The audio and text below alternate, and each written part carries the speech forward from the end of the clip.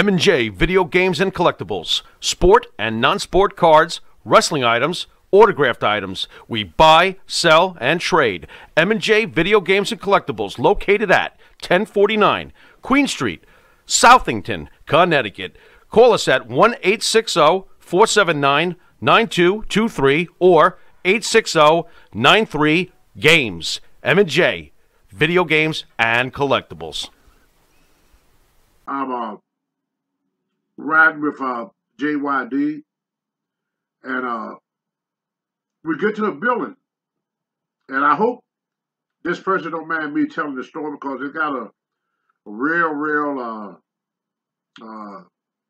bad ending to it. And the guy is my friend. His name is Hacksaw Jim Duggan, and Hacksaw was in Mid-South at this time. We were going to wrestle in the ring. But like I said, a lot of guys, they were into being crazy and wild and drunk. Well, Hacksaw came to the building one day drunk. I mean, so freaking drunk. It took him 10 minutes to get in the ring. So he would go to get in the ring, and they had the steps, you had to climb them. So Hacksaw would go for them steps, and he kept missing the step. He would go, and the fan would go, whoa. He'd back up, measure the steps again, try to climb the step. He missed the steps again. The fans would go, whoa. So this went on for about 5 minutes. Finally, the referee told me, said, jump out of the ring, Tony, and throw him in the ring. That way you can help him get in the ring. They want me to put him over. In other words, I had to lose to him, but he was so drunk. So anyway, I throw him into the ring. I throw him into the rope. I drop down. I was going to jump up. When he come off the rope, I was going to give him a clothesline. Well, when Hacksaw jump on me, he trips. And he goes out of the ring again. So we start all over again, trying to get Hacksaw back in the ring. He go for the step, he missed. And the fan would go, whoa, whoa, whoa, every time he missed them steps. So finally, the referee said, Tony, go get him again. So I jump out of the ring again. I throw Hacksaw back in the ring again. The referee said, go home now. So now I pick Hacksaw up for a slam. But instead of slamming him, I fall back with him. So the referee can count me out. Hacksaw trying to get up. Stay here. Let up. He's trying to get here. He's on top of me. He's like this. He's trying to get up. Hacksaw, stay. So the referee had to do this. So finally, the match is over. Hacksaw win the match. We get back to the dressing room. About a couple of days later, JYD come up and said, hey, Tony, you hear about Hacksaw? I said, no. What happened with Hacksaw? He said he was in a car accident. I said, oh, Lord, I sure hope he wasn't drunk. They said, yeah, but unfortunately, his girlfriend got killed. So sometimes things we do hurt others. You know, it wasn't intentionally, but, you know, like I said, my good friend Tommy Wildfire Rich was driving one night, flipped the car over, and, you know, broke my neck. Wasn't intentionally, and I don't know what happened because I wasn't in the car with Hacksaw, but I do know that later on I hear that me and him just got through wrestling that same night, you know. When Hacksaw talked about it on Legend House, WWE Legend House, I wanted to tell my part then, but I decided maybe you should keep your mouth shut, Tony. But, you know, my condolence goes out every day to Hacksaw. I go, you know, his ex-girlfriend. He got a beautiful wife now. He lived, you know. He was just cleared of cancer for the second time. Oh, God bless him. God bless him. Yeah, poor Hacksaw. But, you know, sometimes things happen in our lives that we have to live with, you know. And then when he told the story in Legend, right then I said, I remember that night because I wrestled you that night. I didn't want to say anything. But he had a black Trans Am. I remember wrestling that night. That was one of the things about us wrestlers, you know, we had to party on the road. I mean, everything we did was on the road. We got 10 days off. You felt you were indestructible, too. with being young did that. Yeah, being a wrestler, you're right, Larry. Being a wrestler, Big. yeah, we big and strong. You're larger than life. Larger than life. And the promoter was blown up, building us up here, bigger than what we were. I remember old timer like Johnny Weaver would come up to me and say, "Hey kid, don't believe don't believe your own publicity. Don't get the big head. Don't be a prima donna." You know, they used to tell it because it's very hard, you know, to stay humble when people are telling you every day of your life how great you are, how wonderful you are. You guys are rock stars back then. Yeah, we're just like rock stars. You know, people look. There was only so many stations. You know, they didn't have all the network and the TV station. You had like 4 or 5 TV stations. So you was on one of them stations. What was it? ABC, NBC, CBS. And CBS, and Public. Yep. But no, they had another one. They had that one. They had, usually there was a UHF channel. Right, USF channel. But it didn't have what was it? The cable, HBO. Well, that's when you had yeah, cable. yeah, that came on later in December. Was HBO was the first one, and then Ted Turner came along with TBS, which was the first cable wrestling show. Back I think it was 73 or 74 when he started. But before that, you know, everything was syndicated. Yeah, everything was syndicated. So I could wrestle in New York as a bad guy and go to Virginia and wrestle as a good guy because people never saw me. I was wrestling Bruno Sammartino down in Houston, Texas. And people was asking me, who is that? Bruno. They didn't know who he was because that TV did not go into Texas area. Then we had these different territories. Like you had the Von Erichs who ran Dallas at Fort Worth. But then you go to Houston, it's a different TV and different talent. And the people in Houston didn't know the people in Texas, and the people in Texas, yeah. Then you go to West Texas, and you had what's his name? Doran Funk ran West Texas. Yeah. So you had like 3 different territories, but the TV would not go over the line. Right. You couldn't go from West Texas with a match from West Texas would never get seen in Dallas, and a match in Dallas would never get seen in West Texas. But the only way we got to see, as a 50-year-old guy now, back in the 80s and the 70s, all we ever had was magazines. Yeah. That's the only way we learned about any place else. That's how you except know about for what was on our 1-hour television a week. That's right. But you see, getting back to Mid-South, JYD, I would say, at that time, was a bigger name, believe it or not, than Ted DiBiase. Oh, believe it or not, in Mid-South, JYD was selling out everywhere you went. Everywhere you went. Ernie Ladd was the first African-American booker. Bill Watts made Ernie Ladd his booker. Well, one time, I don't know what the stories are about. I'm just going to tell you what I seen. Because what happened before this, I wasn't there. I'm just going by what the other wrestlers said. There was a woman involved. I don't know. No. Oh, yeah, there was a woman involved.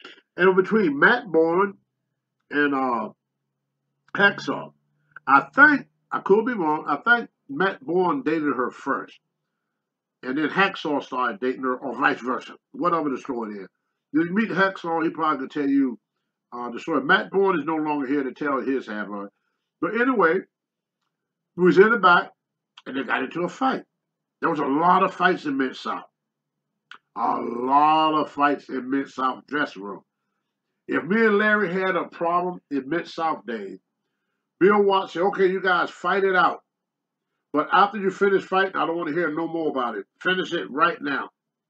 So these guys got into a fight in the dressing room. And Ernie Ladd played professional football. Ernie Ladd, for those that don't know, was 6'9", 330 pounds. He was an ex-football player. Yeah. He had bad knees from a lot of operation on his knees from football. So Ernie going to break up the fight. So Ernie get in between them. Like, he got one big hand, and Ernie had hands like this. One big hand he holding Hacksaw. The other big hand he holding Matt Bourne. Yeah, Bourne. So Ernie's knees started to get weight on him. So you ever see that, like in the Witch of we throw the water on the witch, and then she started melting down the ground. That was Ernie. Ernie was here, and all of a sudden Ernie, he's sinking like this, and Ernie go. Ernie laughed. For y'all that don't know Ernie laughed, this is how Ernie would talk. Tony Atlas, y'all come over here, Tony Atlas, and stop there two people from fighting. My knees are giving me out on me, Tony Atlas. Tony Atlas, y'all down back muscles. Y'all down muscle, Tony, help me out here. So I go in to help Ernie bring him up. Finally, Hacksaw get Matt Bourne in a headlock. Hacksaw take his finger and he go for his eye. He go for eye. I grab Hacksaw's hand to pull it back because he was going to take Matt Bourne out. Wrestler would fight that way. They would maim you. They would rip your eyes out or something. So that was one fight that I witnessed in Mid-South. Another fight that I witnessed in Mid-South was between one of the hardest. Y'all look this guy up. I wish you could find tapes of him. His name was Thunderbolt Patterson. There's tapes everywhere, Thunderbolt. Thunderbolt Patterson will electrify you on it. In fact, a lot of people say that Dusty Rhodes would have never made a quarter if he had not copied Thunderbolt gimmick. If you look at Thunderbolt and you look at Dusty Rhodes, they had the same gimmick. You know, Dusty played a cool black guy. You know, your Blue-Eyed Soul Brother. We used to call him Blue-Eyed Soul Brother. He did all the black gimmick. Did all the black moves, you know, all the fancy stuff, you know, the ass shaking, you know, everything. But it's all started before Thunderbolt. There was a guy called Bearcat Wright that started it. Then Thunderbolt started picking it up. Then Dusty Rhodes picked it up. And believe it or not,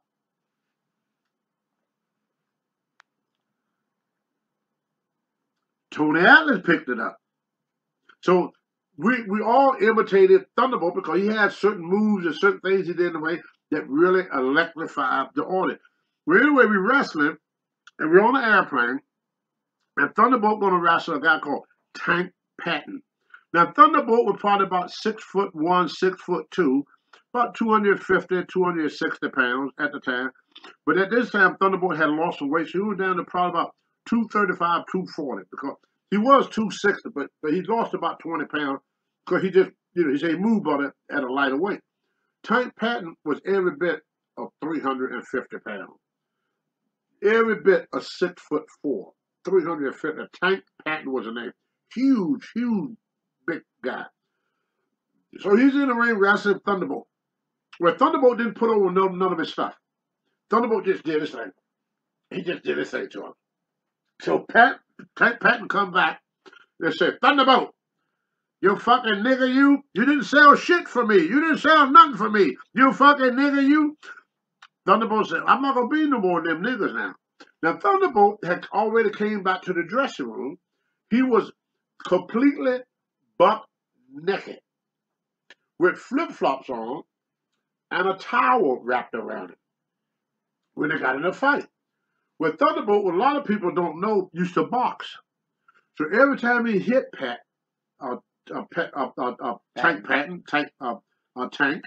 he cut it with his hand. Thunderbolt knew how to hit and cut you. He would cut you. Every time he hit you, he cut you. Break skin. Tank is bleeding all over his face. Looked like a freaking pumpkin. Bolt beat him. Finally, Bolt knocked him down. Now, Thunderbolt smoked a lot of weed back then. Probably still do. So he was still kind of stoned. I didn't want to fight. Thunderbolt had went religion. We had a lot of guys say Thunderbolt went religion. Thunderbolt get his Bible, sat on Tank Patton's chest, naked, with flip-flops on, and read the Bible to him. Now, before the fight is over with, I tried to break the fight up, me and Dusty Rhodes. We tried to stop Thunderbolt and Tank Patton for fighting. Bill Watts came to me and Dusty Rhodes and said, if you guys break up another fight in this dressing room, you're fired. He said, I'm going to fire you. He said, when people get ready to fight here, let them fight. And that was Bill Watts' motto. You get in a fight, you know, you finish it right there in the dressing room. And then the next day, you moved on. But JYD was a very generous generous man. He made a lot of money. I don't know how much of it he saved. Because Dog used to come in sometime, have $2,000 or $3,000 in his hand. He would sit there and we just throw it in his bag. And his bag is open. And he's sitting there looking at all that money laying around in his bag. And you always wonder, Dog, ain't you afraid somebody will take your money? I'm like, nah, I ain't worried about it. I ain't worried about it. Nah, I ain't worried about it. I'll whoop their ass. I'll whoop their ass. Which he probably could because a lot of people was pretty much afraid of JYD. JYD played professional football, he told me, for, I think it was Green Bay. If I'm wrong, and you people know what team, correct me on that. But I'm pretty sure he told me he played for Green Bay. He got kicked off the team for fighting his teammates. You say something, the Dog had a very short fuse. You say something to JYD, you know, he would tag you. Now, like I said, you know, not putting blame on nobody. Dog, like most of us, we did a little getting high. One day, well, y'all probably saw this tape. The tape where me and Paul Orndorff had the pose down. You know, when me and Paul Orndorff did the pose down, and Paul took the cake and threw it in my face and everything. Well, right after that tape, I was on my way to the airport. Vince McMahon Jr. came and said, Tony, I want you to wait for JYD. He got a few more things here to do. I said, but Vince, let me go. Please, Vince, let me go and catch my flight. Because I knew that Dog was a higher-up guy. So if he's late, nothing going to be said to him. I was on the shit list at that time. So I said, Vince, please, don't let me go. Now, the week before that, I was supposed to take a flight and go to St. Louis, the Joe Louis Arena. Detroit. The Joe Louis Arena in Detroit. I was supposed to go to the Joe Louis Arena. I was there the month before I wrestled King Kong Bundy, and Bundy let me win. So this was the return of that match. So Vince rented JYD a Lear jet. The jet has champagne, whiskey, wine, all your hors d'oeuvres you want. The cheese, the crackers, this, none of that, and this. I mean, you would think you were riding with President Trump, the way this thing was all messed up. You know, nice little jet, strictly for JYD. So Dog, me, we sitting there drinking wine and eating the food and everything. So when we get off the airplane, JYD want to get himself some gimmick. You know, what we call nose candy back then. He said, I got to get me a little something to wake me up there, kid. Wake me up there. I said, Dog was going to be like, don't worry about it. Don't worry about it. I said, all right. So I'm sitting in the car. Dog had the limousine to go through the ghettos. Oh, Jesus. To the drug dealer house. We got a limousine. We're going through the ghettos, brother. In a freaking limousine. No one noticed. Oh, nobody going to notice.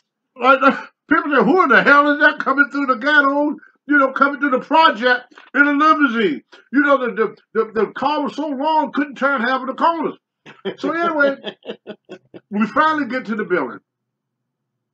Late. When I got there, King Kong Bundy was coming out of the ring. Oh, shit. I missed my match. George Wells took my place that night. At the Joe Louis Arena in Detroit, you say. So, Dog did his match. Vince come to me and jumped on me. Well, I told you to take care of him. I told you to make sure that. They always would put a wrestler in a position where they know that wrestler can't do nothing about it. If I'm down here, it's impossible for me to tell a guy up here what to do. It ain't going to happen. I don't care how big my arms are, how much I bench press. Dog was a main event at that time, and Vince was jobbing my black ass out. So there was not a damn thing I could do to tell JYD, no, you can't go and do this, and you can't go and do that. I couldn't do that. He wouldn't listen to me anyway. I mean, why should he? You know, he was one of the biggest Vince big star. Vince was not doing nothing with me. So there was another time that I was with Dog, with somebody that I got in trouble But the person that was with me, the big wig, he did not get in trouble. And I'm sure it's the same way with a lot of you people. Y'all can do something with somebody. This person a little bit higher up on the ladder, you down on the bottom. What the old saying, shit always roll downhill.